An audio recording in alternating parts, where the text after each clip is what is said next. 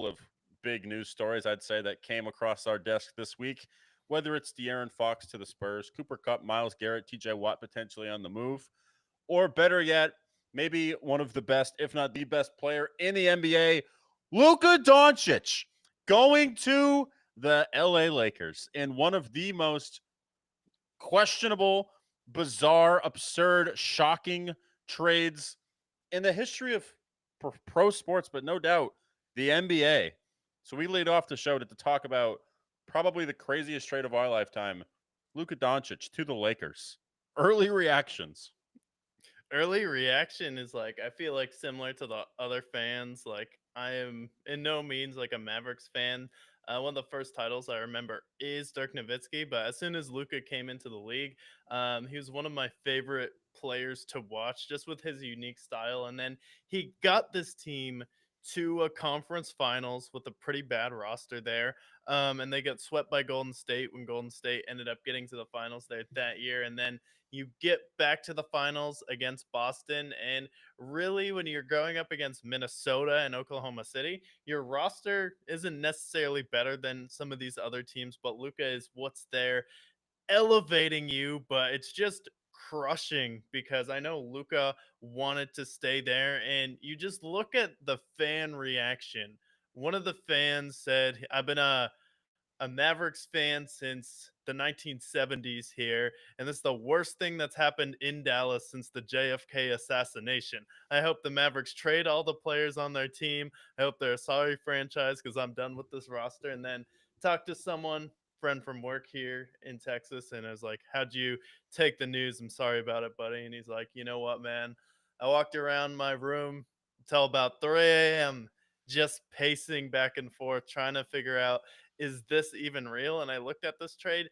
It didn't feel real at all. And I feel like it's just such an emotional gut punch where now you have people protesting with Mexican flags in Dallas. And now you have people protesting the Mavericks trading Luka Doncic, where they're trying to sign a petition to get the league to overturn this trade. And with this move, they literally hurt an entire city. Like, to say that the city of DFW, Dallas Fort Worth area metroplex, fourth biggest media market in the country, is hurt is an understatement. It didn't feel like hurt. It felt like an angry funeral in Dallas. Yeah, I can only imagine, as a person who is a Red Sox fan and has witnessed one of the worst trades in all of pro sports history with Mookie Betts. I can understand the pain that they might be going through, but this one is worse, I feel, because this guy just brought you to the finals last year. You have a 10-year window at the minimum where he's going to bring you to glory. At worst, you guys are going to be a second, third, or fourth round team each and every year, no matter what roster you have, because of how excellent he is. At worst, he's a top 5 player. At best, you could argue the best, second best, third, whatever you want to do. But this is just a gut punch to the city of Dallas. And Nico Harrison has a lot of explaining to do, because the reasoning that they mentioned for moving on from Luka Doncic was conditioning and that he might not sign the max contract. I don't give a fuck if Luka Doncic is smoking a pack of Pall Mall cigarettes down the court. This man, it doesn't matter. I don't care if he's Jabba the fucking Hutt. Luka Doncic needs to be on your team. He is good no matter what. Our thick Slavian prince. It does not matter. City of Dallas does not deserve this number of suffering. Not only that, when I heard the news, I had just taken a couple of edibles and it finally sunk in, and then about to start a movie, and all of a sudden I get a notification, Luka Doncic to the Lakers. And I was like, these gummies are fucking amazing. These are great. And I was fried, and I immediately texted you. I'm like, dude, how in the world is this happening?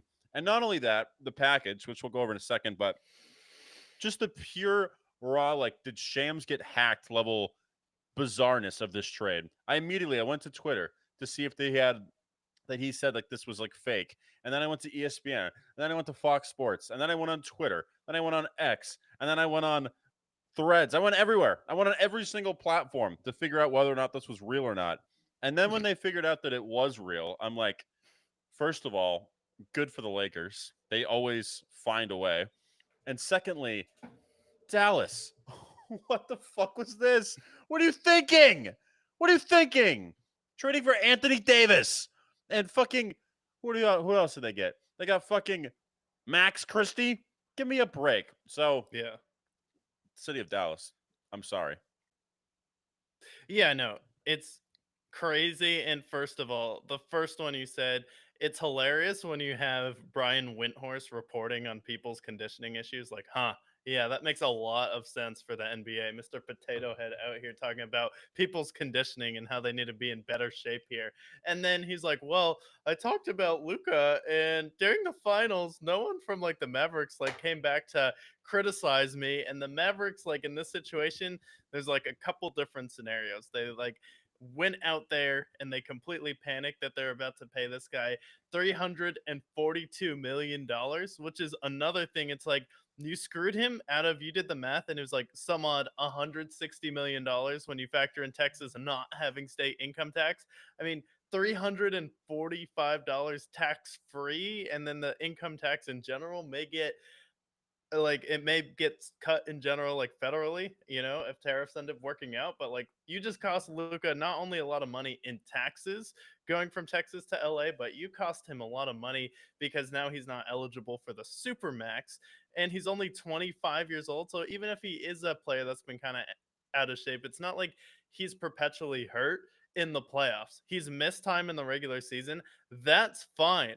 Honestly, I'm fine if your star is just missing like 15 to 20 games, because then he's ready to go in the playoffs. But when it comes down to it, he's elevated a worse roster in the playoffs. He's gotten, a mediocre team and a mediocre head coach to the finals, playing half of the game on offense. And then when you look at Luka Doncic, you're like, okay, you traded him because of conditioning. All right. So you traded him for Anthony Day to Day Davis, and that's who you're like, okay, so we need someone who has better conditioning. How about Anthony Davis? And the fact that this was a pocket deal where Jason Kidd clearly didn't know about this because he was fuming sitting next to Nico Harris in As this I would be press too. conference. LeBron didn't know about this. This got past LeBron, where it's like LeBron, like, oh, I didn't know about this. Like, LeBron probably did, but JJ Redick didn't know about this. The only two people that really knew about this were Nico Harris, the Mavericks owners, and Rob Pelinka.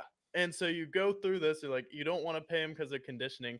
Now you get Anthony Davis. Well, Anthony Davis is 31. He's perpetually hurt. Kyrie Irving, is he reliable that he's going to actually want to stay on this team? Absolutely not. You also have Klay Thompson, who is a very old player. So now this team's window for being good and competing is probably what, 2 years here, essentially, with the Dallas Mavericks. And then you look, okay, what else could be going on? So you have an ownership change with the Dallas Mavericks, and Mark Cuban steps away. And the reason why he stepped away is like, basketball is kind of becoming more of a real estate game, like building the city up around it. And I'm more of a tech guy. I was ahead of my time when I was an owner, but now I want to step back and be a minority owner here. Like, okay, so then you have Marion Adelson take over for the team. And then what do they want to do? Okay, we want a destination casino for the Dallas Mavericks with the stadium inside of it for the team. And you're like, okay, interesting.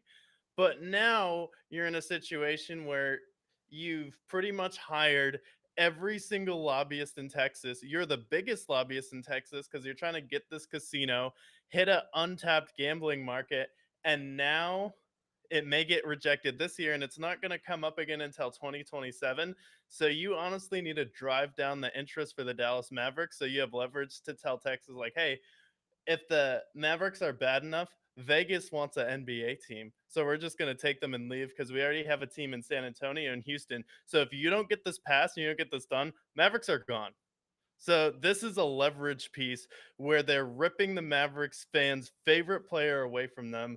They're not really caring about the team. All they really care about is building this casino here, which is why the Adelsons took over the Dallas Mavericks here.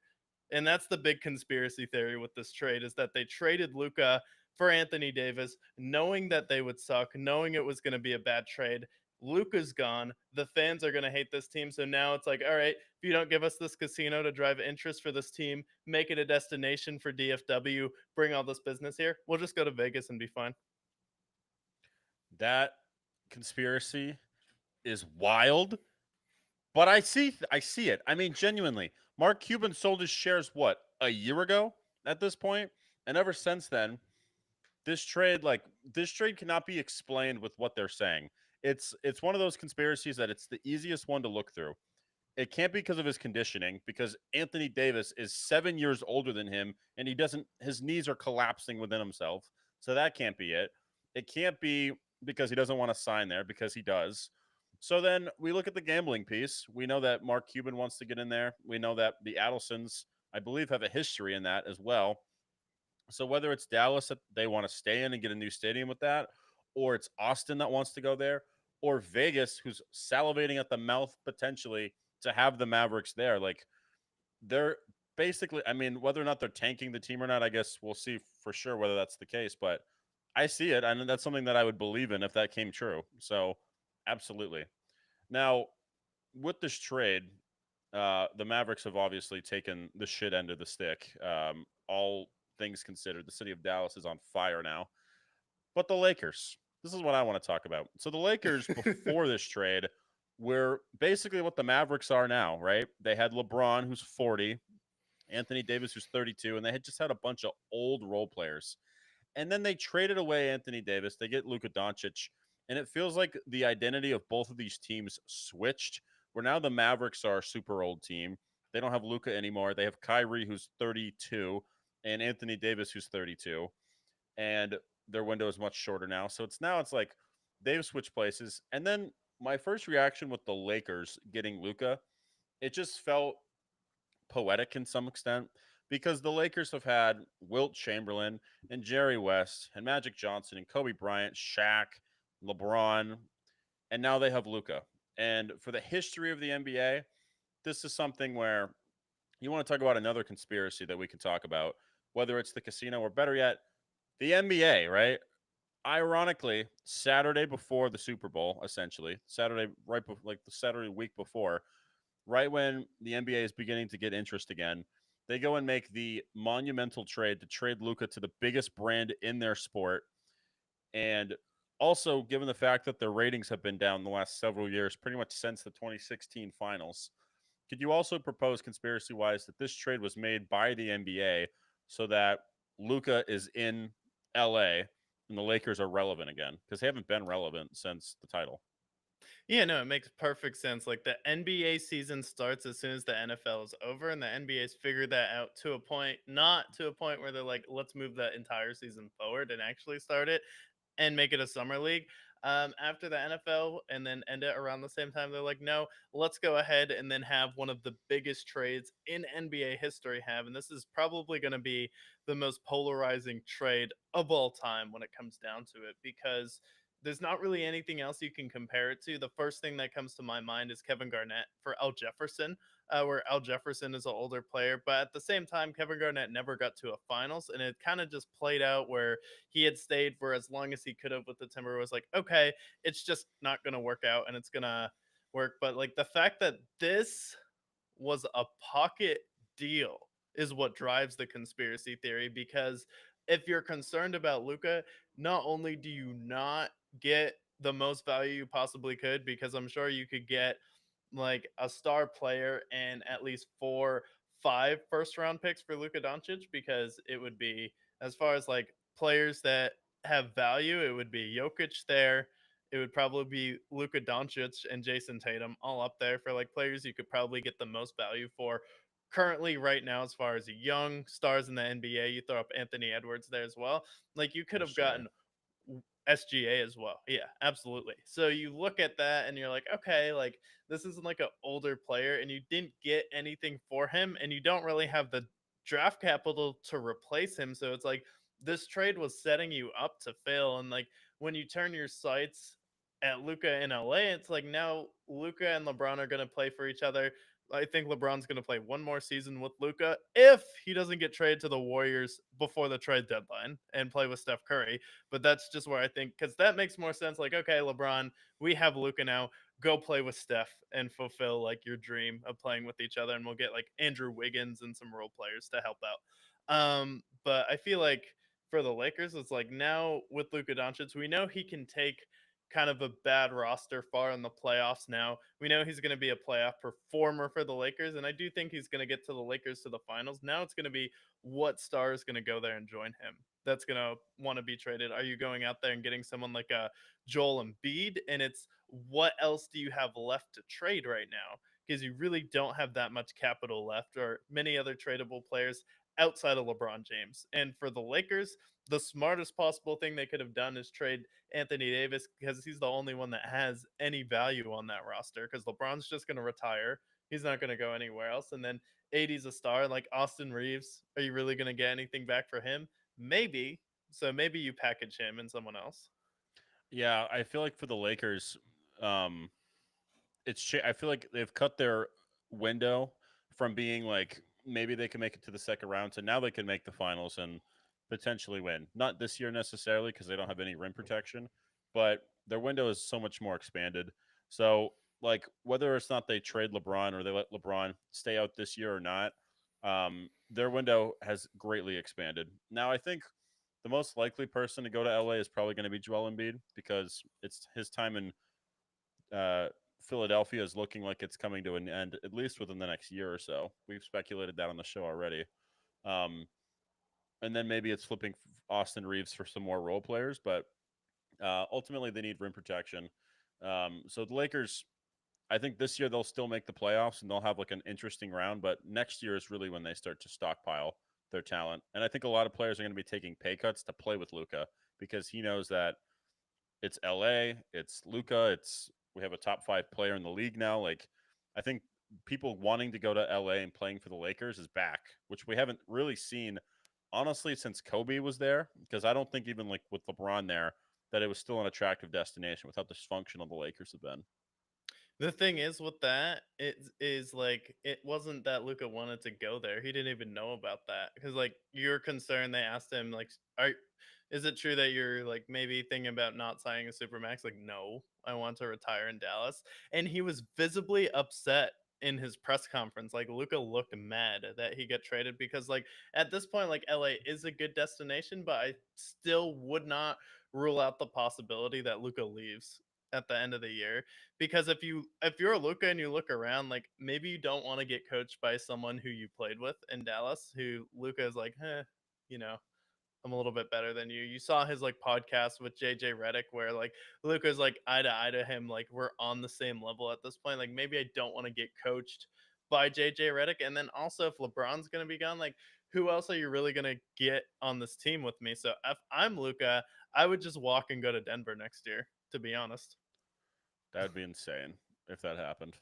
Um, whether or not he walks or not, I mean, that'd be interesting. I think Denver would be a good fit there. Maybe it's going out east, wherever that might be. Maybe Milwaukee if there's room for him. I don't know if there's enough cap space or not, but San Antonio is always interesting if they don't bring back De'Aaron Fox. So that could be interesting. I think ultimately they'll re-sign him, and then if they can get another big man, or maybe they just get some nice role players, then that team should still be contending ultimately.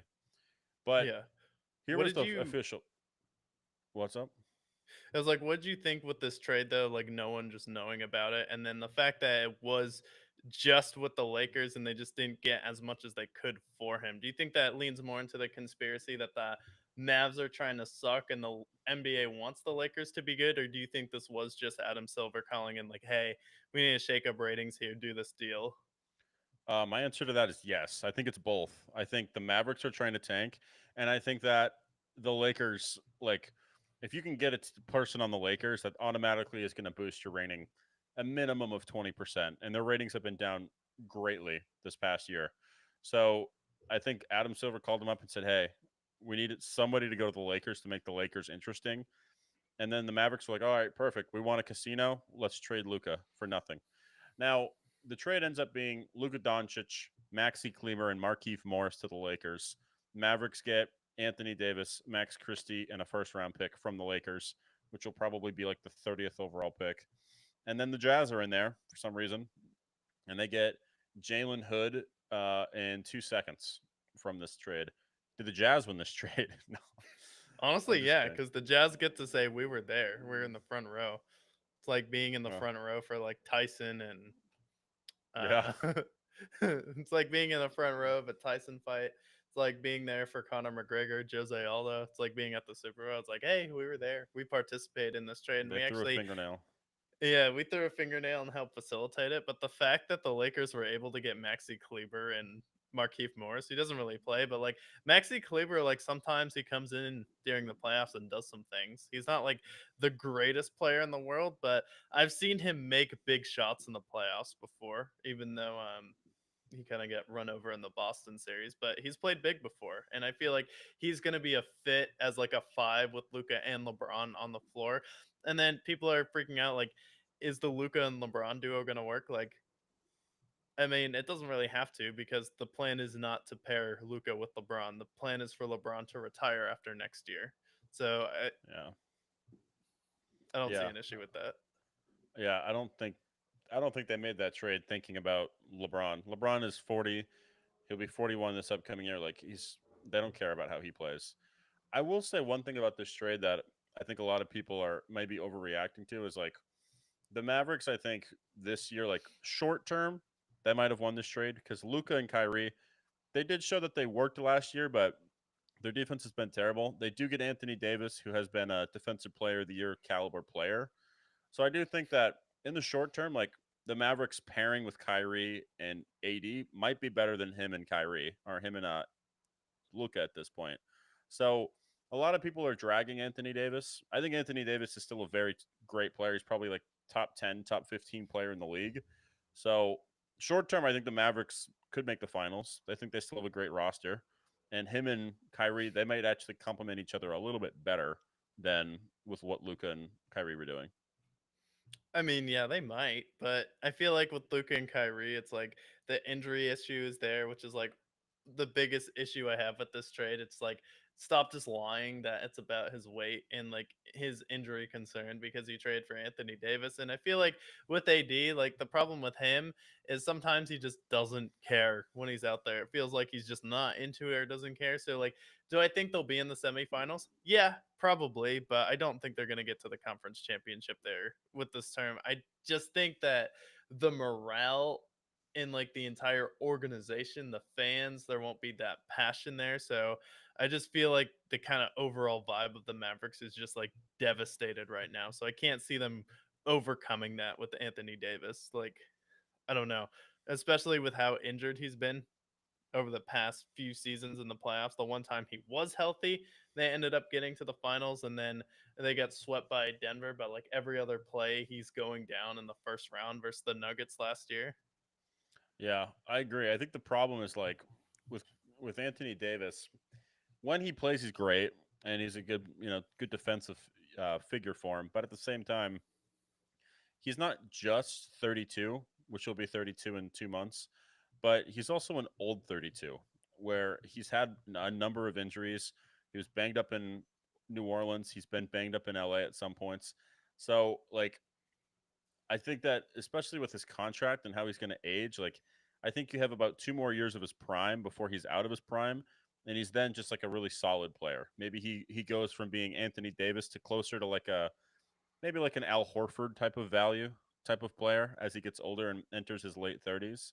Um, but for trading your future and trading the guy who is supposed to be the basically probably the best player you've ever had outside of Dirk, it's a horrible haul, and this is a horrible trade. I'll imagine here now. I put this on the TikTok here, but I say for myself, as a Red Sox fan, I selfishly love this trade because the Red Sox have had not one but two of the dumbest trades in sports history. With the Babe Ruth trade back when we were just a twinkle in our great great great grandfather's eyes, and then the Mookie Betts trade, which we traded him for a bag of chips with fucking a backup catcher and a guy that we ultimately traded to our biggest rival. So this is like I feel vindicated as a Red Sox fan because I'm like, yes, we are not unanimously the stupidest trade in sports history. Now there's still argument whether or not we still are, but that as a sports fan, that's how I feel vindicated selfishly as a Red Sox fan. Yeah, like pop culture wise, I feel like just since it's baseball, it doesn't like hold as much weight as this. I feel like the entire world didn't melt down when that happened. Maybe it did in like Red Sox land for sure and on WEEI. the flagship station Red of the Sox line. Boston Red Sox. But I feel like just like the entire world froze for a second, and this actually hurt people because like you think about it, like Luca didn't know about this trade, and the fact that he's a top 5 player in the NBA in most people's eyes, debate it if you want, but that's just how most people see it. He didn't even know that this was coming. They did it in the dead of night. It was a pocket deal just with the Los Angeles Lakers, and it was like, oh, that's fine. You bought a $15 million house. You let him buy a $15 million house in Dallas, and you didn't think like, oh, maybe we should maybe we should fill him in. And then Jason Kidd didn't look like anyone told him, and then everyone is going after the GM Nico Harrison, but I really just think this guy's like kind of just a useful idiot, to be honest, because it seems like he's kind of doing what the owners wanted them to do. And he just was brought in there to be the villain, make a bad trade, and to fail. Like, it just seems like he was brought in there to fail because he failed at Nike. He was the one that blew them getting Steph Curry, where he called Steph Seth. And then he showed a video for Kevin Durant to Steph Curry. Like, and then he was kind of just yucking it up after the fact. And people are like, oh, yeah, like, great. And it's like you panicked paying Luka Doncic $345 million when he just took you to the finals. Like, even though he has issues on defense, like there's still way more issues. And then him saying that we're not trying to match Luka's timeline, we're trying to match Kyrie's. Like, give me a break. Why are you trying to match Kyrie Irving's timeline? Yeah, that to me is what also makes it suspicious, especially with the connection with Rob Pelinka, because he knew Rob Pelinka from the Kobe Nike era. So he's very close with him. They were close friends. And this trade has been in the works for about a year now, or about a month or so. And initially, Nico Harrison called the Lakers and said, "Would you be interested? We want Anthony Davis. How about Luca?" And Rob Pelinka's like, "Really? You want to give us Luka Doncic for Anthony Davis? You sure you want to like talk about it first?" So then he goes back to the ownership. The ownership's like, "What? I guess, sure." And then he comes back. He says, "Yeah, no, yeah, we'll trade you Luka Doncic for Anthony Davis." And Rob Pelinka, I don't know how quickly he pressed that button to press yes, but it must have been immediate because, like, I don't know how like with Anthony Davis is he's run his course in LA. It's been 6 years. You guys have won your title, but the fact that you got to flip him for like Luka Doncic, the way it happened, like Nico Harrison, first of all, is an idiot, and second of all, Rob Pelinka, you lucky son of a bitch. That's all I can say. Yeah. And then yeah, like part of the argument for this too was like, oh, Luca like played no defense in the finals. He was statistically the worst defender in NBA history in the playoffs last year. Part of that was he was dealing with injury and he was carrying the entire team on offense, and then just him constantly bickering with the officials. And at some points, Luca was frustrated, where he's like, "You fired and you traded away all of my friends, you got rid of all of my favorite coaches here. You got rid of my conditioning coaches." And he was kind of a little bit frustrated with the Mavericks there, but he did want to stay in Dallas. Do you think that's actually legitimate, or do you still think like, no, this is just kind of nefarious? Where like, if you want to give Luca an opportunity to get out of that, maybe you offer him a trade ultimatum first and you auction him off to the highest bidder instead of taking a bad trade. Yeah, I've heard of some of the tension that was within Dallas, but it's not like he requested a trade. This is where this becomes the most unique trade in history. We've seen the Kawhi trades and we've seen the Anthony Davis and Paul George, Russell Westbrook. You get the idea. James Harden. But this is the first time that it's first of all someone as young as Luca, and secondly somebody who didn't request a trade, somebody who wanted to be there, and there was absolutely no communication. I bet he was frustrated with everything you mentioned there, but he was still going to stay with the Mavericks. He had no interest in not being there for Dallas. He wanted to be someone that would be held, have a statue outside of the Dallas Mavericks stadium. So I think that's a bunch of bullshit, and I think that ultimately, yeah, yeah, it's still not making sense for me. No, still not making sense at all, especially with this trade. It's like, really? Do they have to do that? And it still doesn't even feel real. Because like I'm gonna be honest, like the idea of Luca in Lakers jerseys kinda looks bad. Like I hate to say it, but white players don't look good in Lakers uniforms. The only one who pulled it off was Pau Gasol, but Timothy Mozgov was a shell of himself in a Lakers jersey. And then also, I just don't think the yellow looks good on white guys when they're out there in the NBA. Like I think like the black and green is better, like maybe a good Magic or Rockets color, maybe the Oklahoma City Thunder, but the bright yellow, it just looks wrong. I hate to say it, but it does. Yeah, I can agree with that. The only other example I can see is like how many. It makes me think about like how many white guys have played for the Lakers in the last like 30 years. Because I can think of Yeah. like Austin Reeves, Rick Scott, Paul Gasol. Like you got to go back to the '70s to go like, oh yeah, Jerry West. But like, I feel like That most of guy. these like, yeah, like you got to go back to the logo before you can really think about like notable white Lakers players. It's like Who's the having a guy white from like cornerback. the Magic era with like the goggles that the Celtics clothesline? Um, when I think of the goggles, I immediately think of Horace Grant, but he's black, so I don't think that's who we're talking about. Probably not. No. Yeah, but that, yeah, I don't know. Yeah, the Lakers. It's going to be interesting. There's been a bunch of memes about like this will be the frat boy jersey of the century now because it's Luca with a Lakers jersey, and that's just fitting, I guess. But that'll be interesting to see. I don't know. I feel Yeah. like we could talk about this trade for hours and hours, dissecting the conspiracies and the absurdness of this trade, and it'd be super easy to do so. Yeah. And it feels like honestly too the NBA is rebuilding on top of that because now they're trying to rebuild the Lakers and they rebuilt the Celtics. Great. That rebuild went well there. Lakers and Celtics have a championship and now they're trying to rebuild a franchise that people say was built at one point, but the Knicks also had another egregious trade, some say this year, where you trade essentially Carl Anthony Towns for Julius Randle, worst playoff shooter in NBA history, and Dante DiVincenzo, who's a nice player and will help them in spurts in the playoffs, but another big face that switched teams this year, and we've kind of had some time to see this trade play out, and has not played out very well for the Timberwolves, to say the least, but it has played great for the New York Knicks. Knicks have been one of the better teams in the East this year. Jalen Brunson just had a big game the other night, but Carl Anthony Towns has been playing some of the best basketball of his career this year in New York. So do you can you put this trade up there similarly? Because like people are dragging Anthony Davis, but at one point Anthony Davis was a top 5 player in the NBA. He has the capability of being a top 10 player, but like Carl Anthony Towns and Julius Randle should never be in the same tier. Where Anthony Davis and Luca can creep up on each other because AD is a much better defender, all world defensive player of the year, and then also a 25-point scorer in his sleep, where Julius Randle is just one of the worst basketball players in the playoffs. Yeah, yeah, like I said, like I was trying to defend Anthony Davis back there. Like at one point, he was a top 5 player. He's probably like a top 10 player now. So I think like if it wasn't for how young Luca was, this trade wouldn't be as egregious.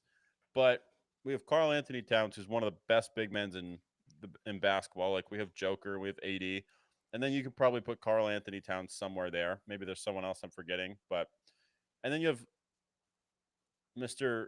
Julius Randle, who is literally the worst playoff shooter of all time. I think he shoots below 35% from the field, which is pretty terrible. And then, so the Knicks gave up Julius Randle, Dante DiVincenzo, who we love to death, but is replaceable, and then Bates Diop in a first round pick. They get Carl Anthony Towns, and they have since been the 3 seed behind the hottest team in basketball, which has been the Cavs, and then the defending champion Celtics. And the Knicks, like the way they've constructed themselves, they've done an excellent job with how they've, whether it was Mikal Bridges or Jalen Brunson, and now Carl Anthony Towns, like the Knicks look legit. And meanwhile, we look at the Timberwolves, who are clinging to the play-in tournament right now. Much different times for them. And I feel like we could go through a whole list of bad Timberwolves trades. And I think we've done it before, actually, when we went through just the Timberwolves history and who their best and worst players are. Um, this trade is going to go down potentially as worst. But my only question with this trade is like, what did this do for the Knicks? Like, do you think the Knicks can make the conference finals at this point? Does this change their expectations with how well Carl Anthony Towns has played? Personally, I still think that the Knicks are a second round exit.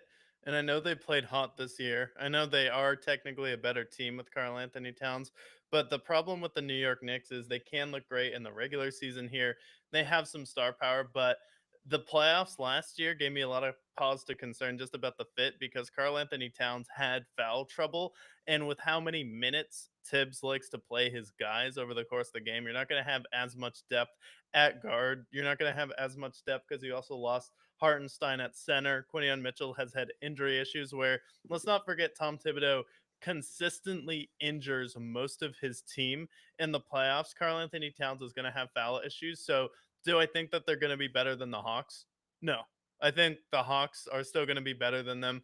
I would still take the Milwaukee Bucks with the healthy Giannis and Damian Lillard at this point. And then I feel like it's a even matchup between them, Indiana, and the Cleveland Cavaliers. But I think it's going to be who is going to be playing Boston in the conference championship. And when I go through those other teams, I just like the Hawks a lot. Like they're one of the only teams to beat the Celtics and the Cavaliers twice in the same season this year.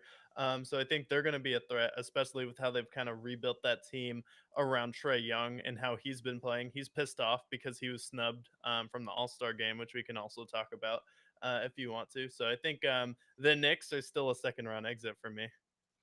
Yeah, I think it's going to ultimately come down to who they face in the second round and how they squeak in because they'll be the 3 seed. Right now, they'd face the Heat, who are moving on from Jimmy Butler within the next 2 days, most likely. And if not, he's suspended indefinitely.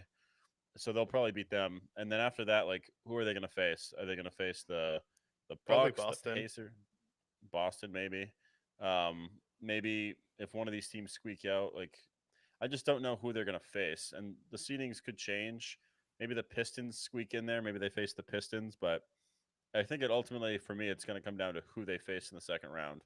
I do think that they're like probably the third or fourth best team in the East, so it's really matchup based for me. But I like the Knicks team a lot. I just like you mentioned with Tom Thibodeau, we saw last year like quite literally they almost couldn't even play their game against the Pacers because every single person was hurt. Josh Hart got hurt. Jalen Brunson was playing on like one knee. Like it was a mess. The team literally fell apart. That's why they didn't beat the Pacers. It's not that they couldn't. They just were exhausted by the end of it. Yeah, no, they almost called Pete Carroll on a 10-day deal. Yeah. They almost had to sub somebody and they almost had to bring back Isaiah Thomas and finally got his chance. But So yeah, I do you think this was another trade though that it was like just time for Carl Anthony Towns to move on and maybe Minnesota's like, okay, we can't pay Gobert and Towns and at least Towns has more trade value because like with Julius Randle, like I feel like in the playoffs for Anthony Edwards, Julius Randle's gonna be a net negative because the strategy with Minnesota is gonna be double Anthony Edwards because he was complaining about how he doesn't know how to deal with double teams in the regular season. This year is like double Anthony Edwards and then just leave Julius Randle wide open, let him shoot, and then Rudy Gobert isn't a threat. And then you're down to who? Jaden McDaniels on your team. Now you're down mm, to like just Dante DiVincenzo and Anthony Edwards. It's just like Mike Conley, Anthony Edwards, Jaden McDaniels there on your team. So it's like uh Minnesota took a step back this year, and this was a team that was supposed to be taking that next step. And then Stephen A. Smith was like, I think Anthony Edwards is going to be the face of the league because he's American and can act. And like people think he looks like Michael Jordan, but like to be the face of the league, you also have to, get to the finals and win where you weren't even particularly close to get to the finals last year because you got gentlemen swept by the Dallas Mavericks and then a banged up Nuggets team took you 7 and it was if it wasn't for a heroic 20-point comeback, you would have been a second round exit last year. So it's like with the Timberwolves, I think they're going to end up being a second round exit. Do I think they're going to beat a team like the Rockets or the Thunder or the Nuggets again this year with how this team is constructed? Like, no, absolutely not. I think they're going to be a first round exit personally. I think with the teams they would match up with, I think the Grizzlies would take care of them right now, and that's if they make it out of the tournament. And then the Rockets, I think, could beat them. Like right now, they're facing off against teams in the first round that I think are better than them. So I definitely think the Timberwolves are doomed to be a first round exit. Yeah, So I Grizzlies agree are with that there. Yeah, Grizzlies are a sneaky team this year. Like Triple J has taken that next step forward. Like they need him to be the focal point of that offense and Ja to kind of be like the facilitator and of that team. And he's been filling those shoes here. Just had a career high 8 threes in a game. And he's a great post player. You have Zach Edey paired with him now. Have Marcus Smart off your bench still. Like this is a good team. Yeah, Grizzlies are really good. And then the Thunder have obviously been excellent all season with one of the best records in the league. Um, we were talking about the Carl Anthony Towns signing and how that's fared out. We want to talk about what's been a complete disaster, though.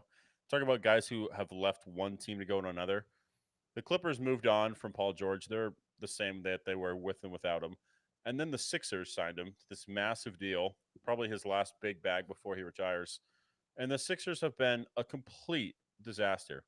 Whether it's been Joel Embiid, who's played a total of 4 games this year, or it's been Paul George has been banged up, Tyrese Maxey. The Sixers have been a complete clusterfuck. They're not even in the playoffs right now. They're a half game behind the Bulls of all teams for the play-in tournament at this time. The Sixers have been a complete shit show. So, do you see this turning things around for Paul George and the Sixers, or are they just cooked at this point? They're done. N- Yeah, the Sixers have always been cooked because they had such a loser mentality. The process was never gonna work. The process was the stupidest movement in NBA history. Like, oh yeah, trust the process, trust sucking here. Well, every team around you is getting better. Like, we'll have our chance to shine. Like, nope. Brad Stevens is gonna wipe the floor with you and sweep you in the playoffs twice where you get swept by Boston against Brad Stevens and like, okay, let's move on from Brett Brown, bring in another head coach. Okay, let's try it with Jimmy Butler, JJ Redick, Ben Simmons, and Joel Embiid and Tobias Harris. Oh yeah, all on the same team at the same time, and that team didn't get past the second round. Okay, let's try it with James Harden. James Harden drops 40, beats Boston without Joel Embiid on that team. But let's let James Harden walk. Like what? The 76ers would have been better if they just kept James Harden and didn't go after Paul George. And if they had James Harden last season, they would have beat the Knicks. Guarantee it. Yeah, I can agree. The Sixers, they're not well run. They don't have a great GM, and their coach is below average. I think they still have Nick Nurse there. He hasn't Yeah. done anything for them. He hasn't done them any favors. So the Sixers just have never been a well run team, and I felt like they were only moderately successful with the Joel Embiid era. I mean, making it to a second round, like as if that's an accomplishment for a team that really hasn't truly been relevant since Allen Iverson walked through there 20 years ago. So, like the Sixers, they're just a fan base with low confidence at this point because from the AI era to the Joel Embiid era was just perpetual losing and sucking. And then they get Joel Embiid, who doesn't play for 2 years. They get Ben Simmons, who was good for like 45 minutes. And then they whiffed on Markel Fultz. They whiffed on a number of other draft picks, Jalil Okafor, to name of all people. They like the Sixers. Their process was such a failure, and it could have been so much better if they, I don't know, drafted Jason Tatum. I don't know, traded up or traded away your third pick with Jalil Okafor. Like this team is perpetual chokers. They've whiffed on a number of draft picks, and now they're just basically the cellar dwellers of the East now, even with a top 10 star like Joel Embiid.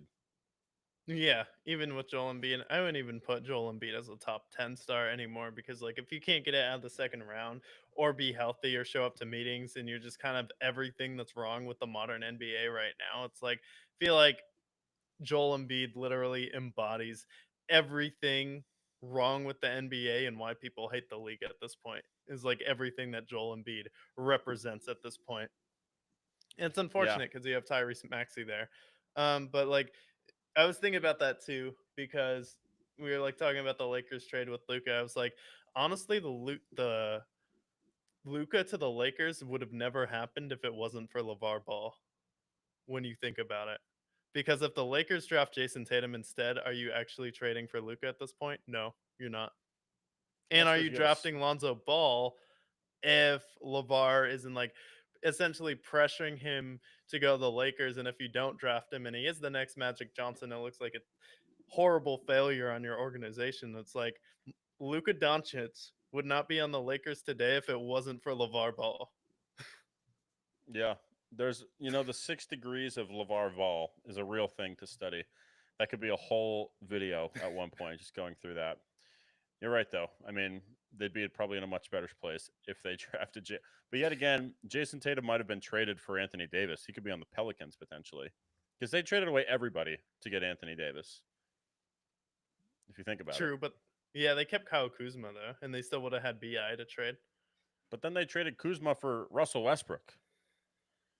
So I mean, the True. Lakers they hate young talent. They really do. That's why I'm surprised Austin Reeves is still there, and then Dalton Neck. Is he still going to be there 2 years from now, or are they going to flip him for a Joel Embiid type figure? We don't know. They just don't ever keep their rookies around long enough. Yeah, no, we don't know. Yeah, I will say there was But another trade that went down that was also massive that I feel like not a lot, it kind of got overshadowed with the Luca trade, but De'Aaron Fox finally freed from Sacramento. He's traded to the Spurs, and then in return they get Zach LaVine and a couple other non-important players are traded and swapped around pick-wise as well. But De'Aaron Fox, Spurs, point guard, paired with Wemby. Massive trade. A trade that I genuinely am excited for because now I think the Spurs are closer than ever to being legitimate with Wemby and potentially making at least a Western Conference Finals appearance potentially this year. yeah, no, absolutely. And I don't know if they'll make a Western Conference Finals appearance this year, but I feel like De'Aaron Fox, he had that great series versus the Warriors, where they pushed them 7 games, and it took Steph Curry going for over 50 points for the Warriors to win that game in Game 7. But I feel like just him. With how fast he is and how he'll be able to push the pace, he's just going to create a lot of easy shots for Wemby. And now you're filling out this team with some pretty good players. I mean, you have Vassell, you have Castle on this team, you have Sohan on this team, you have Johnson on this team, and now it's going to be where's Chris Paul going at the deadline, and can we flip him for someone like a wing to maybe like a point guard needy team here? So I think if you can maybe just flip Chris Paul now, and then you get another solid 3-and-D wing on this team, I feel like you're in a really good place if you're the San Antonio Spurs. But now all it really takes is one other big star to come in there, and De'Aaron Fox is your 3 with Wembanyama. Like, people are gonna want to go there. This is the start of a dynamic duo, and it's a perfect matchup of speed, and then just like they really cover.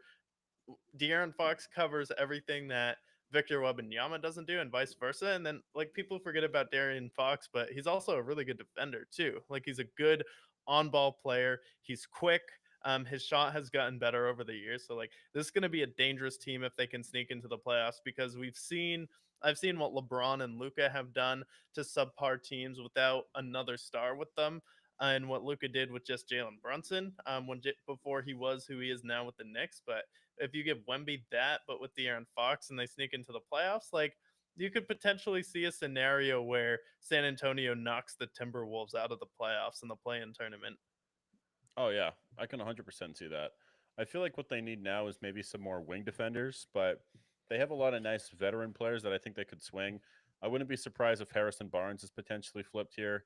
But Please. um, the fact that they traded for De'Aaron Fox without having to give up the Devin Vessels of the world or the Sochans of the world, that is a massive home run for the Spurs. And especially, if we're talking about the conspiracy of the Lakers with Luca, I feel like also pairing De'Aaron Fox with the Spurs around the same time was also not coincidental. If we're talking about them boosting ratings, because I feel like the Spurs of the 2000s, they helped resurrect the NBA after Michael Jordan walked through, left those doors, and there was a gap there. Having the Tim Duncan versus Kobe rivalry, I think, definitely helped their ratings. And now you're going to have a potential Spurs and Lakers Western Conference rivalry. And then, God forbid, the Lakers make the finals and they face the Celtics. Like, you have three of the biggest brands of the 2000s back to their glory. And then, if you want to go back even further, of like the 90s, the Knicks are back to their glory. So it feels like all of the teams that have perpetually been good the last 40 years are back to being good again, which is Yeah, exciting for me. But yeah, as far as a pairing, like De'Aaron Fox is the perfect fit for the Spurs. Exactly what they needed. And now really it's just getting another player there, whoever that might yeah. be. Yeah, no. And I feel like Jimmy Butler may be a little bit too old, but let me see, how old is De'Aaron Fox? He's 27. 27. Yeah, so he still has like a solid 7 good years there with Wemby. And so yeah, I would go out there, try and get Laurie Markkinen. Like, see if you can flip Harrison Barnes and Chris Paul, and Utah loves picks at this point, and they want to be involved in another good play. But if you have De'Aaron Fox, Laurie Markkinen, and Victor Wembanyama, and then you get like another really solid star, and it's just a team where all the players fit together, similar to Boston. They all know their roles there. Like, okay, then you have a really dynamic roster. Like Markkinen can do something else, also a facilitator. Fox would be a facilitator. Wemby's gonna just go out there and get it done. And you already have some really good young talent. I mean, Castle is good on your team. Vassell is also good, and Sohan is good, and so is Johnson. So it's like you do have some solid young talent there, and then someone like De'Aaron Fox is going to give you stability. So I'm excited to see this team just see if they can make that jump there. Maybe someone like Pascal Siakam will come free for you. That'd be a good fit as well. Yeah, I think that this team is going to be excellent in no time. And I'm excited to see how things shake up with when it comes to the Spurs, the Lakers, and everybody else. Um, as far as like the All Star snubs, I know we were going to talk about that a little bit, but Trey Young wasn't on this All Star list, and neither was for me. What also pissed me off, no Lamelo Ball either. And Lamelo Ball has been going parabolic for the Hornets. I'll pull up the All Star list, but we'll talk about some of the players that were snubbed from the All Stars while it's Yeah, going up here. Trey Young is the first player to have multiple seasons averaging above 25 and 10, or at least above 20 points and 10 assists in a season, and not be an all-star. It's the first time that's happened with Trey Young, and I feel like he's one of those players that has proven he can take his team far in the playoffs. When they played the Celtics, I think it was the year where they lost out on the finals. They took them 6 games, and they really gave them the toughest time. They've been really good against stiff competition, and Trey Young's been showing up and showing out here. And then ever since that happened, he's just kind of been balling out here. I mean, you look at his stat lines over the past few games. I mean, 34 and 9. He had 34 points and 17 assists versus the Indiana Pacers. And then he's just consistently been really good throughout this season. I mean, he's averaging 23 and 11. And then LaMelo Ball is having a breakout year. Talking about just promoting stars here. LaMelo Ball this year averaging 28 points this season and over 5 assists. I mean, he's averaging 7 assists, 28 and 7. Yeah, and I'm looking at like the people who made it, right? Like All Star reserves. Like this isn't a disrespect to him, but like Darius Garland, I would have put Trey Young or Lamelo Ball over Darius Garland. Even though Darius Garland's had a great season, I feel like what's happening here with the All Stars is that the teams that are being the most successful, not necessarily the players, are the ones that are being rewarded. And I guess I can understand the logic there, but I feel Yeah. like it shouldn't be like when it comes to overall greatness, it should be who's the best player and who's causing the most impact. And I feel like when I look at this list, I see Darius Garland as one of those guys where I'm like, whether or not he deserved to be an All Star over the Trey Youngs and the Lamelo Balls of the world. Yeah, so Trey Young, he's averaging 23 points. Darius Garland's averaging 21 points. Darius Garland's averaging 6.9 assists. Trey Young is averaging 10 assists this season. Okay, or actually, it's 11 assists. He's averaging 11. And then, what is Lamelo Ball averaging this season? All right, 28 points. Okay, 28 to 21. I think you get the nod there. And then he's also averaging over 5 rebounds. Darius Garland is averaging 2, and then he's averaging 7 assists, and he's averaging more assists than Darius Garland. So please tell me why Darius Garland, who's not even someone who people are like, oh my God, Darius Garland, all star player. It's like he's kind of known for playing really bad in the playoffs at this point and disappearing and hurting the Cavaliers when they need him most. And now you take a look at it, like LaMelo has missed some games here, but like he's averaging more points and more assists, and so is Trey Young. And they're like, you have Donovan Mitchell on your team. It's like they're the star on their team on two historically bad franchises. Like, I really don't understand like how you can argue that Darius Garland is better than them in any way when he's averaging less points and less assists. This is when I feel like we should kind of think about like the way that all-star votes are casted, because it's 50% fans, 25% players, and then 25% media. And what I always think about when I think about it this way is the fact that Yao Ming once made the all-star game playing 8 games and not even being able to play. Like, when we think about the, like, we're going to talk about the Pro Bowl after this and how bad the Pro Bowl was, but the NBA All-Star game is great and it's a lot of excitement, but the voting behind it is severely flawed. Like, just for an example, we have obviously LeBron James is going to be up there. He's going to have his votes, Nikola Jokic, Kevin Durant. But then I see like who got the like I'm looking at like Norman Powell, for example, was top 10 in votes this year. Norman Powell. Norman Powell is not a uh he's not an all-star ultimately. You see Tyler Harrow, he's there because of how popular he is. Um I just feel like 50% fans, the fans are stupid. Like, let's be honest. We're smart, we're sharp guys, but like 50% of fans, that's like the IQ combined is probably 50 with a lot of these fans. Like, I just feel like the voting in the NBA is severely flawed when it comes to the All Star game. And this is something that gets people paid ultimately.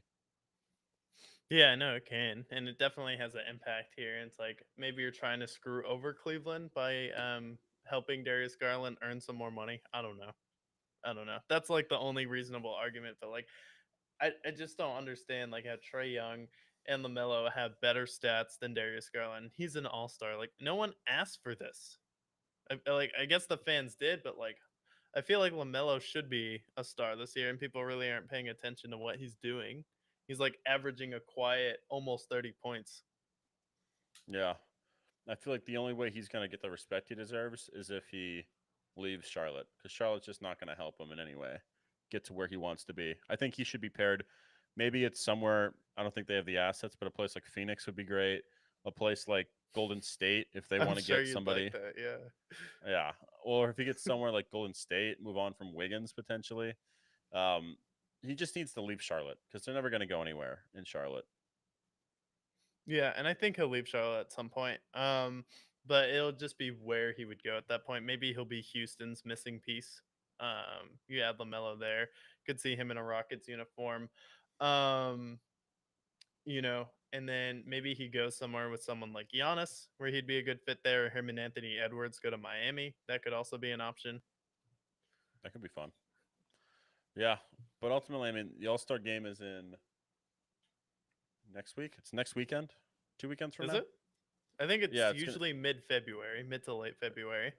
Yeah, it's the 14th, so it's this upcoming weekend. Not this weekend that we have coming up, but the following weekend. It'll be All Star Weekend, and this is something that we can actually be excited for because it's essentially like the ceremony of the beginning of the NBA basketball season. Because as we know with football, football is coming to an end. We have about 4 quarters left, 60 minutes left of the NFL season, and then we go into the off season. Off season's already getting excited, but the All Star game, the Pro Bowl, it it played. We played. There was a game that was played, and I don't think many people watched it, but it existed. Basically, two-hand touch football is what we watched and witnessed with Joe Burrow and Drake May and all the other stars of the NFL and basically all the backups of the NFL. But the Pro Bowl, did you watch any of it? Yeah, no, I had a good day Sunday. It was 80 degrees here in the winter during the day, so it was sunny out. So I decided, what better way to kick off summer in February than to walk downtown shirtless and not watch the Pro Bowl. And we walked down Rainy Street, and then it was it was on outside on various big, large screen TVs. And my girlfriend said, "Do you want to watch it?" And I said, "No, I don't. I think I would rather go to this German place and get a beer." and some beignets, and that's exactly what I did. And I had a great day not watching the Pro Bowl. I just looked up and I saw Russell Wilson, and I was like, I can't. I can't. Drake May and Yeah. Russell Wilson. And then I saw the AFC was absolutely getting annihilated as well because they decided not to send any quarterbacks at all. I mean, you sent a guy who didn't play the entire season. I mean, he got benched for Joe Milton at the end of the season, for God's sakes, a fifth round pick, and he's a Pro Bowler? Like, what is this nonsense? Yeah, the problem is that the All-Star game is not the all, it's just basically whoever's willing to play ultimately. So that's why it's flawed. But it's funny that you say that because I was at the gym when the Pro Bowl was playing and they have it on this giant projector on screen. Really? And I was like, cool. Yeah, I had this giant projector. I'm like, oh, cool. So then I go and grab a basketball to go play basketball, and it's just a bunch of old people playing pickleball. And the pickleball people were like, we need an extra person. You want to play pickleball?" And rather than watch the Pro Bowl, I ended up playing pickleball for an hour with a bunch of old people instead of watching the Pro Bowl. That is how much I don't care about the Pro Bowl. That is how much the Pro Bowl sucks. And honestly, pickleball, it's not my sport. I'm a little too young for it, but it was fun. I won multiple games. I was like the youngest player by like 30 years. It was great. But I would rather watch and play pickleball with a bunch of 60-year-old people than watch the Pro Bowl because the Pro Bowl is it's not even the Pro Bowl. It's basically just a volunteer bowl, is what they should really call it at this point, Yeah, I would rather watch them play like Wii Sports or something. which is a goat, by the way, the Wii. Back in Or rotation. watch them Goated. do I'd rather watch them play Wipeout. Can we do like NFL Center Wipeout Edition, Ninja Warrior NFL Centers? Like I feel like that would be more interesting than that. Or honestly, I'd rather watch them play capture the flag. If we're gonna play flag football, I want to watch the Pro Bowlers for the AFC and the NFC play capture the flag. I feel like that would be way more interesting than football. Or hell, how about they play paintball? Something like that. Like flag football where they clearly don't care and they're all like, I feel like they need to A, put it back in Hawaii. B, I feel like they also need to just stop with the football part. Like we don't nobody's watching the football game. Nobody cares about flag football. We need to make it something else. I would even prefer watching them play softball at this point rather than watching them play football. So the drills, like they're fine, they're okay. I feel like they're still not as good as they were in the 2000s, but if they're gonna like revolutionize the Pro Bowl, nobody wants to see just no pads, no hits. Like, just make it something completely different. Like, just revolutionize what it is that they're playing because we don't care about this 77-63 game that prevailed with the NFC winning. Like, nobody cares. yeah. And, with the Super Bowl this week, like the Super Bowl feels like bigger and better than ever, where you had like, I don't know if they always did this, but like Patrick Mahomes and Jalen Hurts and the coaches doing the photo shoot together. And then the press being absolutely ruthless is like mind-boggling here. It's like, Travis, who do you love more, getting a phantom 15-yard call or Taylor Swift? Actual question to Travis Kelsey on media day.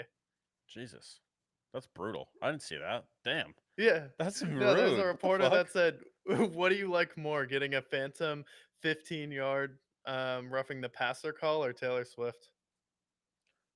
How did he answer?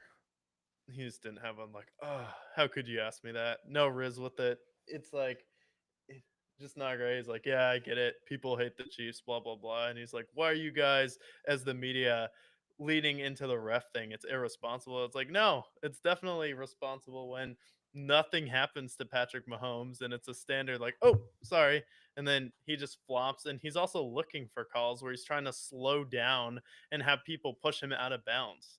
It's like it's getting to a James Harden level point where he's trying to now draw roughing the passer calls. Like that's not what football's about. Where I'm like, maybe if you can draw a call, like sometimes that's okay, but like now that he's just knows he's gonna get the call, he's like slowing down, and now just so the defender will try and hit him out of bounds. Like you're also putting yourself in harm's way at this point. Yeah, I feel like especially the last this is the year where I feel like the media is somewhat turned on the Chiefs. You've seen all year round people are talking about are they the worst, undefeated team at one point. They also said, are they the worst 15-2 team? Are they the worst one seeded team? And now they're going in and leaning about the refs. Like, it feels like the knives are out for the Chiefs at this point, where the media is tired of them potentially, or maybe they're more leaning into the ref calls. But the thing is like the ref calls are legitimate. Like, we've seen countless times them getting the call whether they deserved it or not. So I'm interested to see if this is going to play a factor in how the refs are going to referee in the Super Bowl, if they're going to be a little bit more critical on the Chiefs, especially with all of these things flying around. Yeah, and it'll be interesting, and I feel like there's going to be a lot of very interesting storylines. I'm honestly really looking forward to the Super Bowl because even though it is a rematch and people are crying about it, I actually think this is one of the most interesting Super Bowls in a while. And there's a lot of storylines we'll break down there Thursday, but there'll also be a there'll be a halftime show. And I guess we can preview the halftime show now because the Grammys happened on Sunday and it's just so Kendrick won 5 Grammys, and now he has the same amount as Drake has won ever for one song. Is that what Yeah, happened? yeah. Not like us has won as many Grammys as Drake at this point. Granted, Drake's been nominated like 50 times, but yeah, the winners, uh, not like us, won 5 times this past year, and he won for record of the year. He won for best hip hop song, best rap performance, and all of the different categories that they have. Like, it was insane. And I'm gonna look at the awards, but yeah, not like us wins 5 separate awards, and it was just the night of Kendrick at this point. As Drake would say, Kendrick just opened his mouth. Someone gonna give him a Grammy right now. Yeah, And literally. here we No, are. someone go give him a Grammy right now, and then I feel like still with the Grammys, like I still feel like it is very like industry, and I don't think it is too legitimate here. However, when you sweep 5 Grammys, and it seems like this almost just feels like the music industry sending Drake a message, and the message is to go away at this point. Because was any of Drake's diss tracks even nominated for anything in the Grammys? He didn't. I don't think he did a music video to any of them, like Family Matters or The Heart Part 6.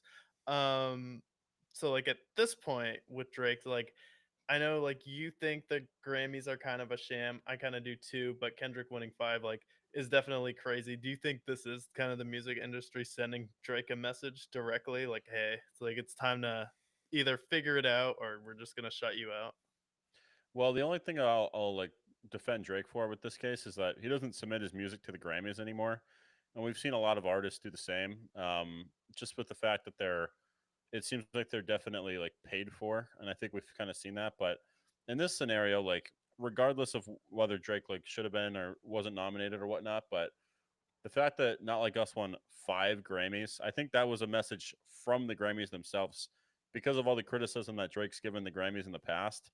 That this is a message back to them saying, "We own you." Basically, they gave him 5 separate awards for this particular diss track, which is now going to go down as maybe the greatest diss track of all time. Whether it's the best, thematically or not, the fact that he won 5 Grammys, that's going to still go down in the record books as the like all-time greatest knockout blow diss track at this point, given the success of it as well, which I think it's on track to go diamond at this point. So yeah, I just think that the victory lap that Kendrick's on when it comes to the Drake and Kendrick beef, it's gonna come into fruition again with the Super Bowl. But as far as the Grammys, yeah, I think that him winning is definitely, it's got to be a hurt to Drake's ego a little bit.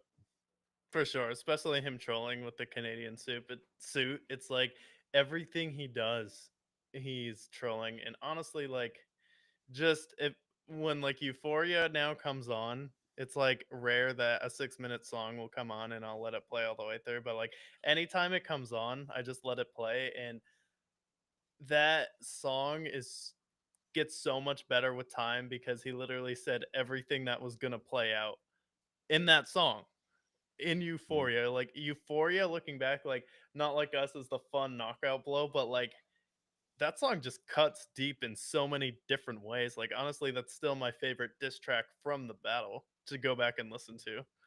Yeah. See, for me, I really liked Meet the Grams as well. I feel like Meet the Grams was the most scary, honestly. Like, there wasn't many diss tracks that came out where I was like, worried for the other person's safety, quite like Meet the Grams, where he's attacking not only Drake, but he's attacking his mother, his father, his son, and his daughter that no one knew about. Like that to me, I felt like was like the scariest song of all the diss tracks.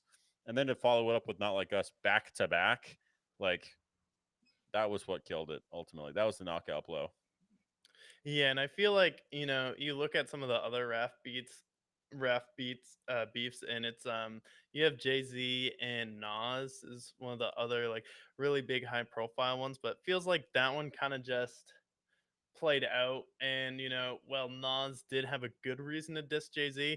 Seemed like it benefited both of them financially. Ice Cube and NWA were kind of beefing a little bit, and he was beefing with the music industry. So like no Vaseline, like it held some weight to it, but the fact that he came out this hard.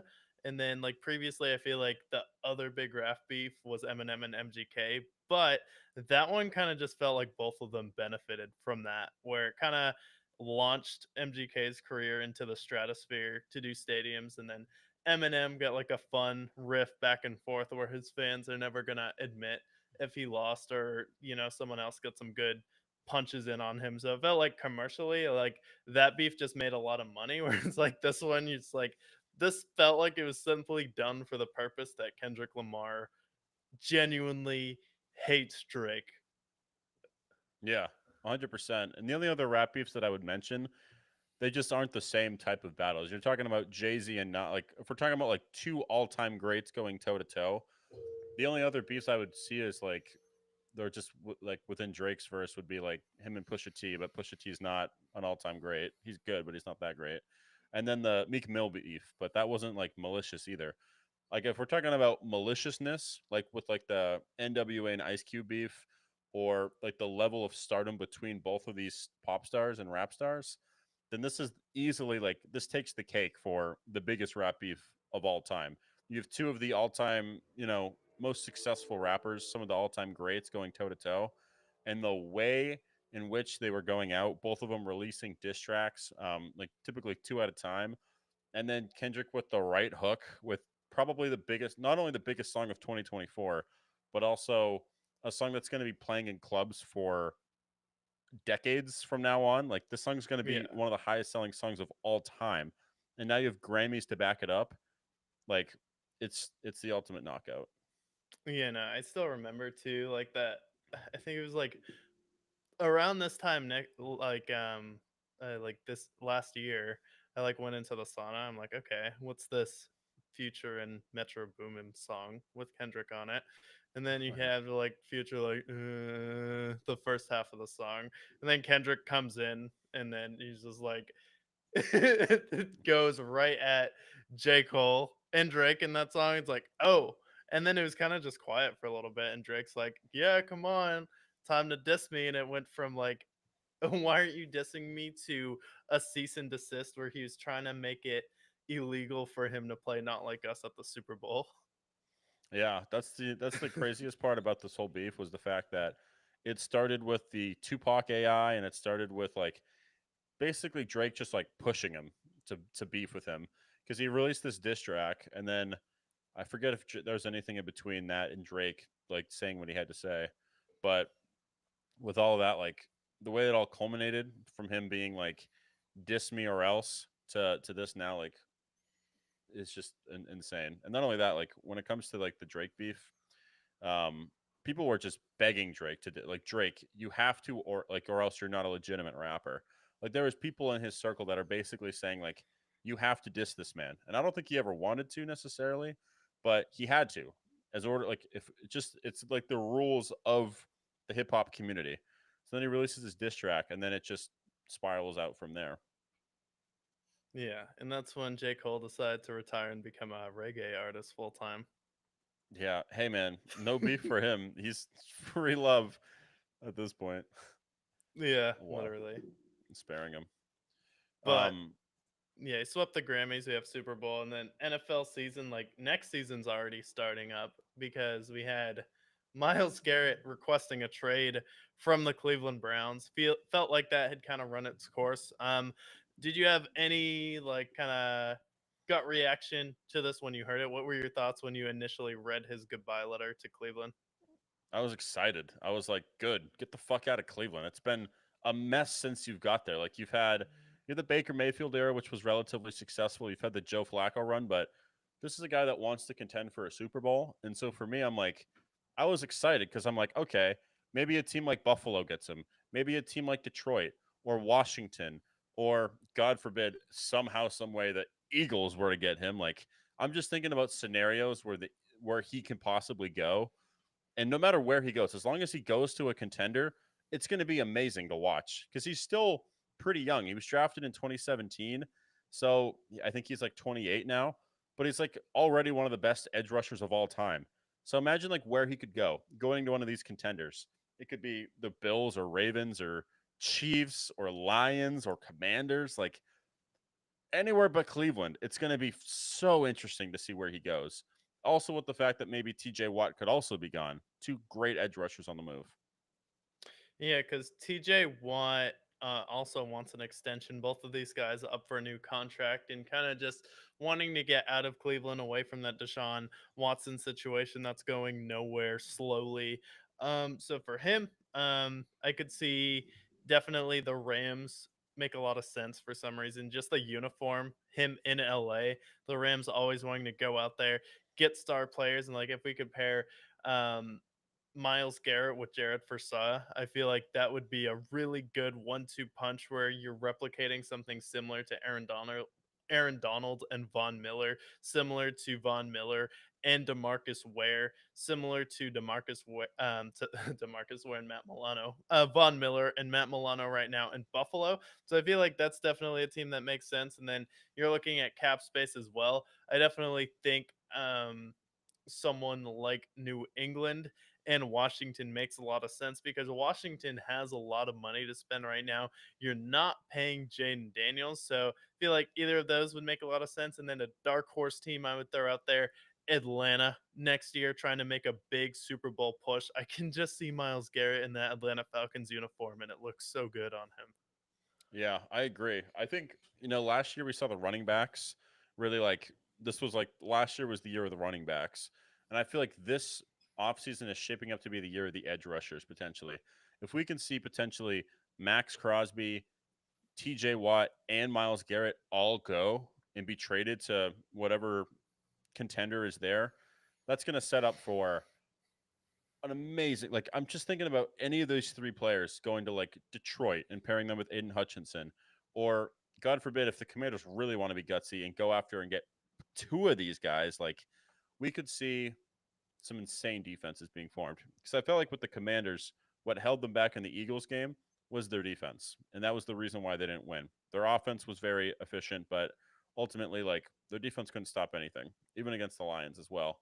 So you pair them and get some defensive players there, then they're going to be excellent. So I'm just excited to see where they go. I think really any just contender is going to be great. Yeah, especially for the Commanders because it felt like they were held together this year with a little bit of duct tape, to put it lightly, where it's like, okay, let's throw in Bobby Wagner on his last year. Let's bring in Austin Eckler on his last legs. Let's have a running back who's gotten shot before. And then every play we'll talk about, we'll be like, wow, Brian Robinson. Now here's a guy who knows how to get shot and runs like he's shot out of a cannon. Like, yes, we get it.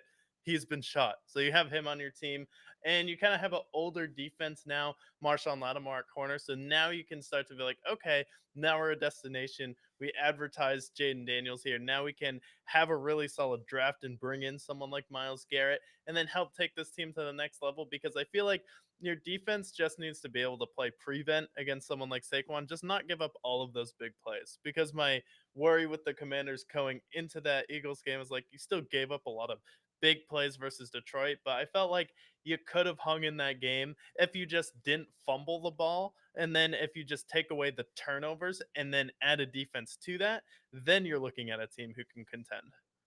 Absolutely. I think they need a couple of edge rushers. Maybe they already have Marshawn Lattimore, but they can get a couple of better safeties as well. And then just nice linebackers that can complement Bobby Wagner. Then this team is going to be amazing right away. And then obviously, I think they should go after someone in the draft, running back, maybe like a Cam Scatabo potentially. Um, it'll be interesting.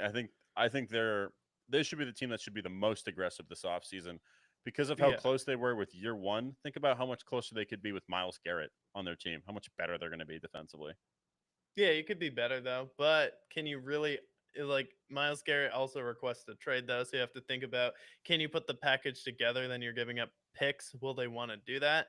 When a team like Atlanta could offer someone like Kyle Pitts for Miles Garrett, and honestly, like Kyle Pitts in a Cleveland Browns uniform, I'm not saying it's a So good fitting. trade for Cleveland, but it makes a lot of sense to have Kyle Pitts in Cleveland, and then this would kind of be the equivalent of the Luca and AD trade uh, if Anthony Davis was let's say a Jaleel Okafor instead. When you say Kyle Pitts to the Browns, you want to talk about a way if Kyle Pitts is not already a bust for what they said he was going to be, you put him in a Cleveland Browns uniform and he's officially a bust. Like that's the only like that is how you confirm the fact that he is a monumental bust, especially taken ahead of Jamar Chase. So, yes, I can absolutely see Kyle Pitts on the Browns. I can see him on the Jaguars. I can see him on the Jets. I feel like those are the three destinations for Kyle Pitts because if he goes somewhere in a perpetual losing franchise, he's a bust. Genuinely. In Cleveland, would I be surprised if they traded for Kyle Pitts and gave up Miles Garrett?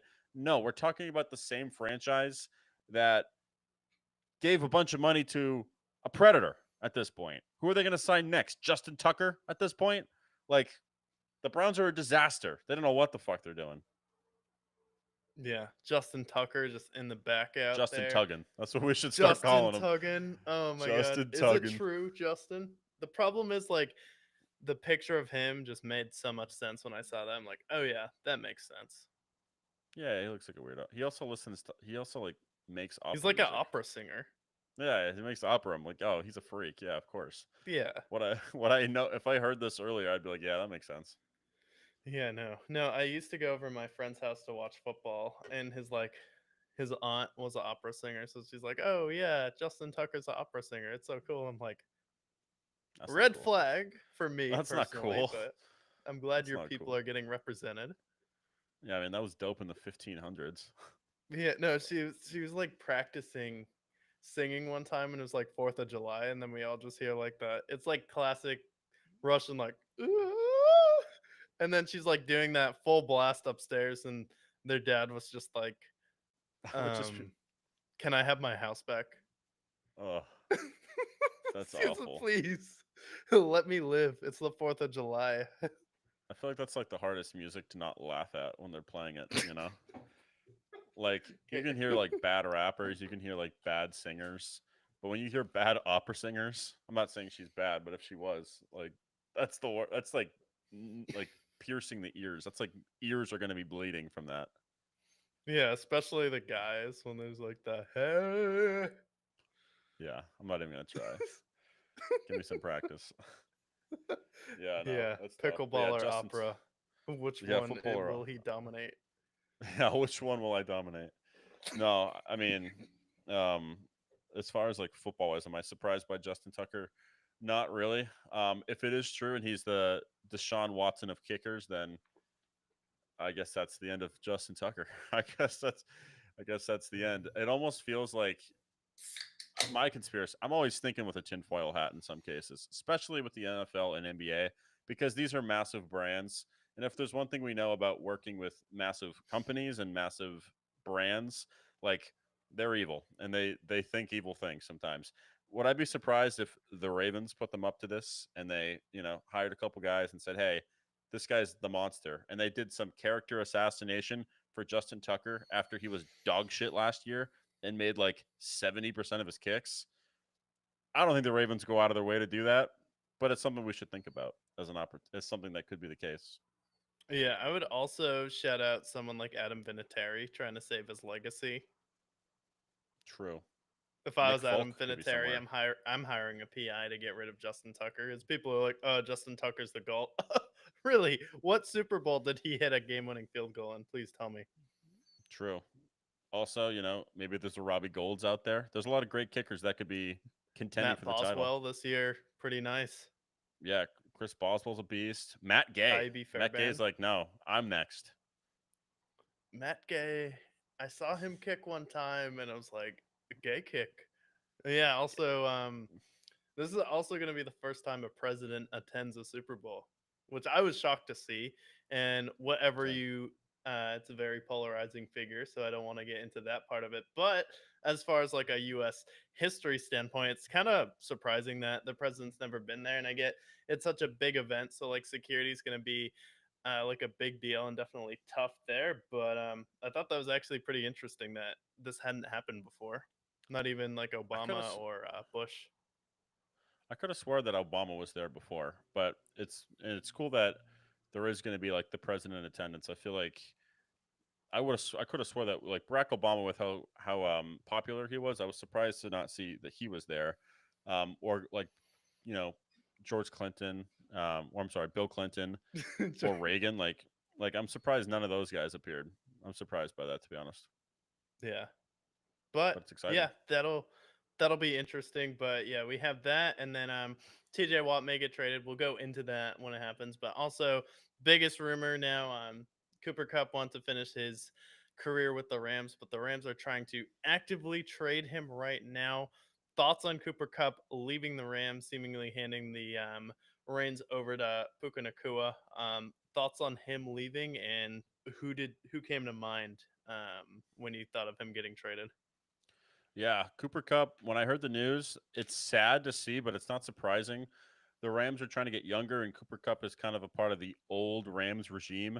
So moving on is unfortunate, but it's just where he is. He's an older player. He's been banged up, and he is past his prime at this point.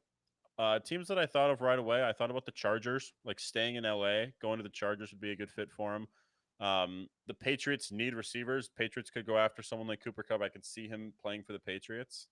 Um, and they probably don't have to give up too much for him.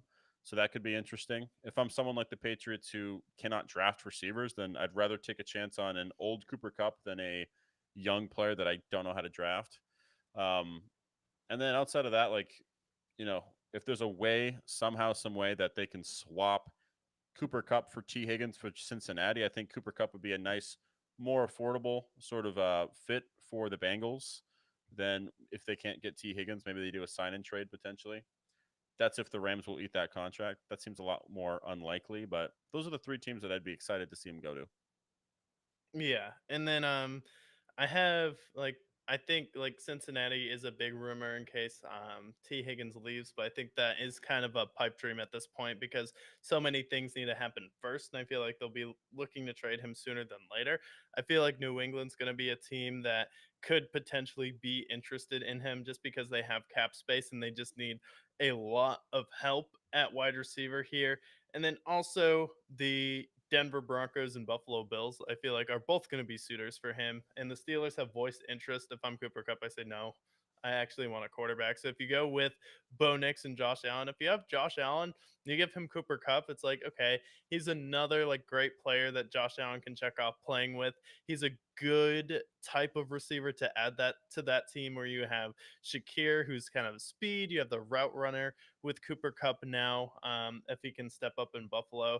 And then you still have like the Curtis Samuels, Amari Cooper still kicking around. You have Kincaid, and you have an excellent run game as well. So I feel like Cooper Cup on the Bills actually would not hate it as someone who's been labeled a Bills hater before. But hey, what can you do? And then you have Denver, who just needs help at wide receiver. So I feel like those two destinations could both be really interesting.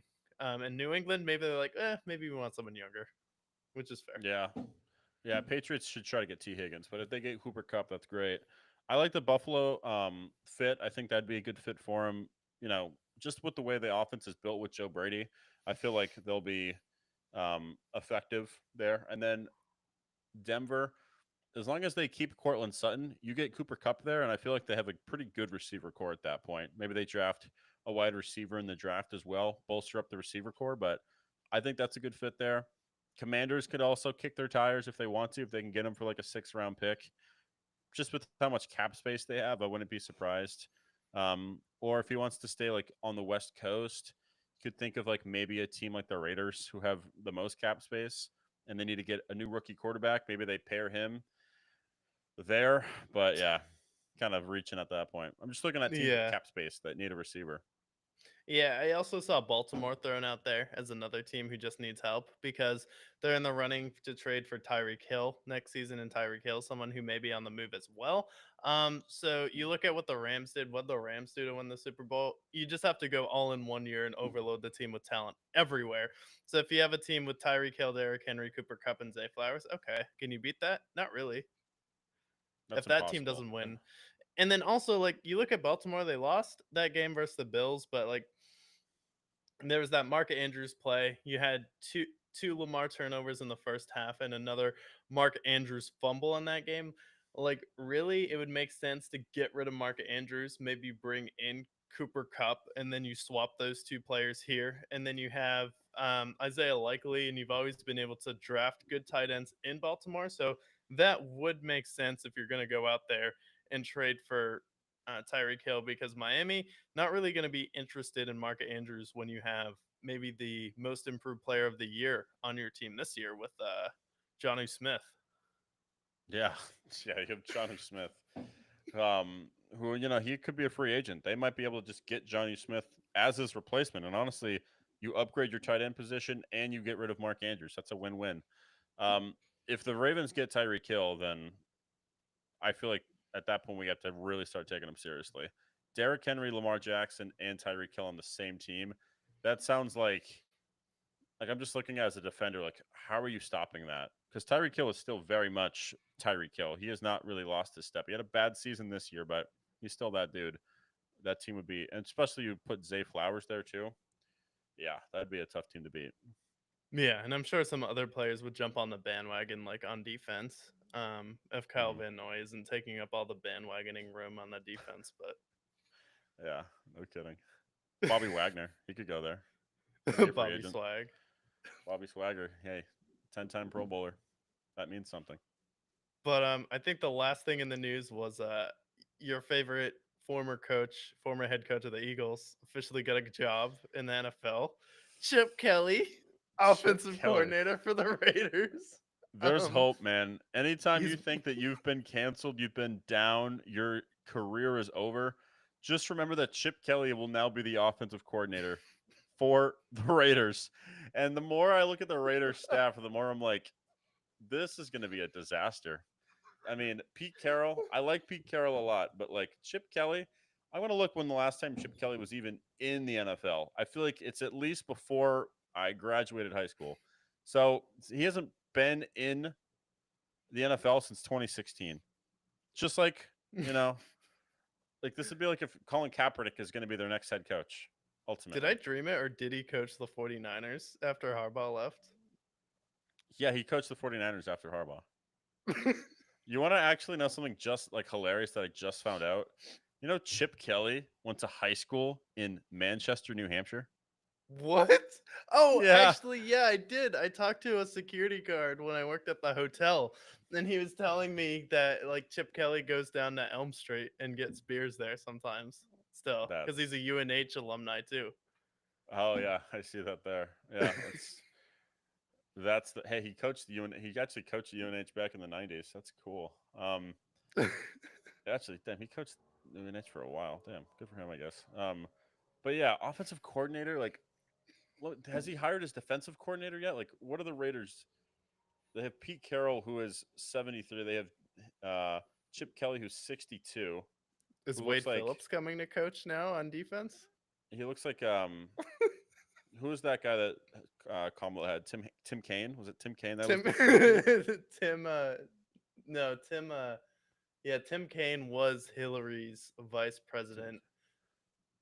Tim Tim Scott Walls, Tim yeah, Walsh. There we go. the guy who's out there like, I will say, it's a funny thing that I was watching a video that was talking about the like naming former vice presidents who ran. It's so hard remembering the basically like it's just like if you had like the Super Bowl loser of the last 25 years doing it for like past elections, naming vice presidents that failed. it's Good luck. like naming the Super Bowl loser's backup quarterback, though. Pretty much. Yeah, honestly. It's the best, the all-time like goat of losing vice presidents will always be Sarah Palin. Like you dragged her out of Alaska for that shit. Lady went from fighting bears to fighting liberals. Yeah, and then she got like a reality TV show after that. Yeah. Oh my God. But yeah, Chip No, the Kelly, good Chip for you, Kelly man. hire's crazy. Like, are we gonna bring out Wade Phillips now to coach on defense? Dude, yeah, that's the like we got to get some youth in there. Pete Carroll played like he coached the Jets before he coached the Patriots before Bill Belichick. Like, what are we doing here? That's going to be a very. It's going to be interesting to see if they get a rookie quarterback, how they're going to connect with the guy who literally is old enough to be their great grandpa at this point. Yeah. It'll be a nightmare. But the Raiders offensive coordinator, we talked about potentially Cooper Cup, Miles Garrett on the move. We talked about the NBA and the absolutely insane weekend we've had in the NBA, maybe the craziest of all time. But without further ado, to end the show, worst top five according to the Brickyard. Moments, players, themes of the show. Worst top five. Let the documents be released. And I'm just going to get right into it. No honorable mentions this time. It's not worth it. Let's just start at number five. Worst top five. Anthony Davis. You want to talk about a guy who's been absolutely dragged through the mud with, you know, the worst trade of all time. How could you trade for Anthony Davis? Anthony Davis is trash. Acting as if this man is like Derek Favors or Jared Sullinger or Fab Mello, like bad centers. Like this man is still a all NBA type player, center for the Mavericks. Like we're talking about the guy who's been dragged the least, like just been dragged through the mud. Been a bad week to be Anthony Davis. You go from playing in LA to playing in Dallas with a city that's basically on fire after the trade. Like, good luck. And then at number four, I have the insurance companies of California. That's right, AARP, because the Lakers are no longer the old team. They're no longer worried about the AARP Lakers taking over this team. Um, at this point, they go in and they add youth with Luka Doncic. So now the ADs of the world and all the other players they shipped off, they're actually looking pretty young again. So the insurance companies take their L. At number three, I have the Black Joe Biden. Yes, of course, I'm talking about Nico Harrison. And one of the most colossally stupid, absurd, wild, what will be studied in a lab 100 years from now, trades of all time. Nico Harrison has become the Harry Freezy, for those who don't know, the guy who traded Babe Ruth. He will become the idiot like Kevin McHale, who traded Kevin Garnett for a bag of chips back in 2007. He will be the reason why the Lakers stay successful potentially into the 2020s and then into the 2030s inevitably. He is the reason why. We want to talk about the black sheeps of the NBA. We're going to look at Nico Harrison down the line because he is the reason why a Lakers dynasty that has won 18 titles and pretty much has been in the finals every single year since the NBA, every decade in the NBA's existence. It's because of idiots like Nico Harrison, also the guy who traded, Kareem Abdul-Jabbar for nothing, the same Orlando Magic team that let Shaq walk. Like, just always seems to find a way where success just falls into the lap of the LA Lakers. At number two, I have the city of Dallas. I don't mean this team yet. You'll talk about the team later. But how about just genuinely the city of Dallas?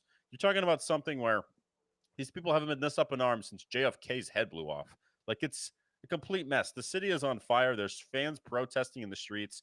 The increase of people listening to Logic has skyrocketed tenfold at this point. Those listening to X in Juice World, that's right. These people are down bad. In fact, I've even seen that streams for Joji it has expanded dramatically. Someone check on them. The Scene Kid era of Dallas has begun. If you haven't joined the Black Parade, perhaps maybe now is the time because the city of Dallas is on fire. But it couldn't be worse than the team that is playing in Dallas, the Dallas Mavericks, who are obviously the worst top five of the week, simply for the fact that you guys are just like the Red Sox who traded Mookie Betts for a bag of chips, just like the Rangers who traded Alex Rodriguez to the Yankees for nothing, or in the other worlds, the team that made the Herschel Walker trade, which is one of the most lopsided in history. You're known as just like the dumb franchise that traded the one of the best players of all time, or what could go down as, and that's going to be the stain on your franchise forever. It doesn't shake. The Red Sox have won World Series. they still think about the Mookie Betts trade and the Babe Ruth trade, and a number of other examples. The Bucks, even though they've won a title, they still think about that Kareem Abdul-Jabbar trade. So the Mavericks, like, you are forever going to be known as that team that is stupid, and you're never going to shake the stupid from you, no matter how long and how far away you get from this moment. So just revel in this moment and realize that you guys are not only the worst top five according to the Brickyard, but you're stupid, frankly put. You are stupid. Yeah. No, yeah, I've never seen anyone unite a city quite like Nico Harrison has done here to Dallas. And then, speaking of seeing kids, Jack Hayes will be there not this weekend, but next weekend. So, There we go.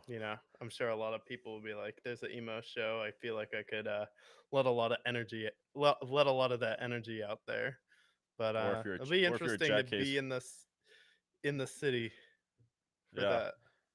yeah. I mean, if they're Jack Case fans, maybe they'll perhaps be drinking till they're sideways potentially. Maybe. Now, if they're new Jack Hayes fans, now he's all sober and stuff. So Yeah, naturally. But they're a complete mess. Worst top five. I felt like the entire top five deserved to go to the Mavericks because they made maybe the dumbest trade in NBA history, which will go down in infamy for the rest of our lives, ultimately. yeah, it will go down there, but we will be back to recap the rest of the trade deadline there, see if any other trades are going to be made, then go over the Super Bowl, the award show for the NFL, reacting to the NFL honors in real time if we can in the moment. So, not going to want to miss that there. Lots more great content coming to you this season. A lot of surprises going into the offseason as well. So, not going to want to miss that. So, until then, hit subscribe, hit the like button or dislike button if you didn't like it. It's okay. You can hit it. It's all right. But most importantly, until then, stay brick. Stay brick. Sweet. Damn. Crazy. What a